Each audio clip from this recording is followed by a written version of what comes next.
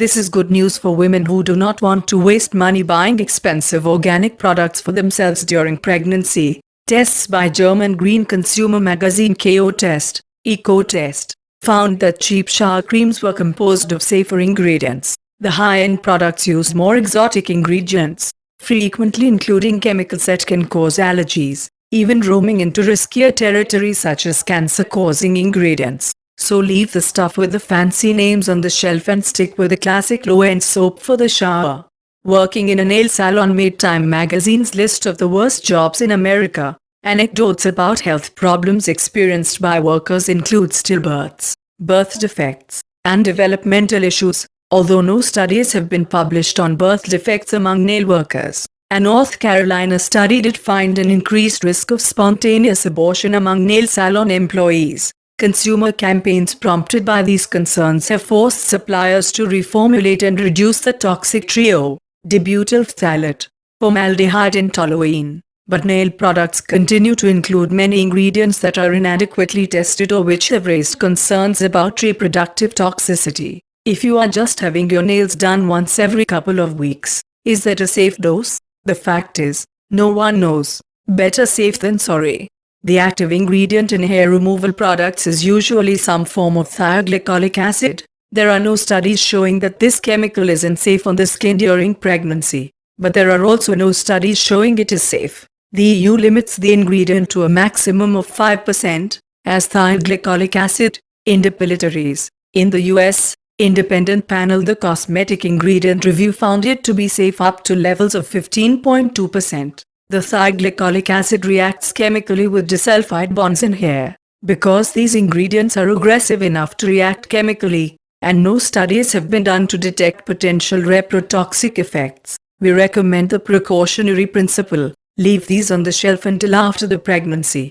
Many fragrances contain phthalates as carriers. There are a wide range of phthalates, some of which are less harmful than others. But these ingredients are rarely disclosed on labels, hiding behind the general descriptive fragrance. If you are not certain the product is free of phthalates with potential for reproductive toxicity, it is better to avoid it during pregnancy. Phthalates can imitate natural hormones in the body responsible for the proper growth and development of a fetus. Because growth is very sensitive to small concentrations of these hormones, it is considered dangerous to have even low levels of exposure during pregnancy.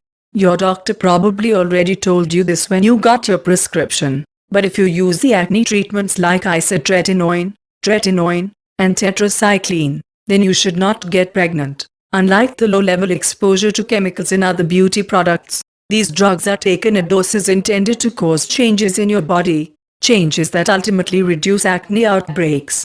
For this reason, birth defects related to use of Accutane are not merely anecdotal. Fully 25 to 35% of babies born to mothers using Accutane in the first trimester have some pattern of birth defects. Less information is available on Retin-A, but it can be expected to be similar to Accutane due to its molecular structure. Tetracycline, an antibiotic, causes gray teeth. Some sunscreens include oxybenzone. One recent study linked its absorption to low birth weight in baby girls. But this research didn't prove that sunscreen was to blame. Sunscreen is extremely important because pregnancy hormones can make the skin more sensitive than normal. If you're concerned about its use, consider one of these options. 1. Use a non-chemical sunscreen and wear a hat and other protective clothing while out in the sun. 2. Use sunscreen that contains zinc oxide and titanium dioxide instead. These ingredients filter out UV rays by sitting on top of the skin, meaning they are not absorbed. Researchers haven't examined the effects of hair dye on pregnant women, so some doctors recommend avoiding them. Other doctors are more lenient. It's thought that only a small amount of hair treatment chemicals are absorbed into women's skin and this isn't enough to cause problems to the fetus. Highlights that aren't applied to the scalp may be fine. As a conservative measure, avoid hair treatment during your first trimester, because that's when your developing baby is the most susceptible.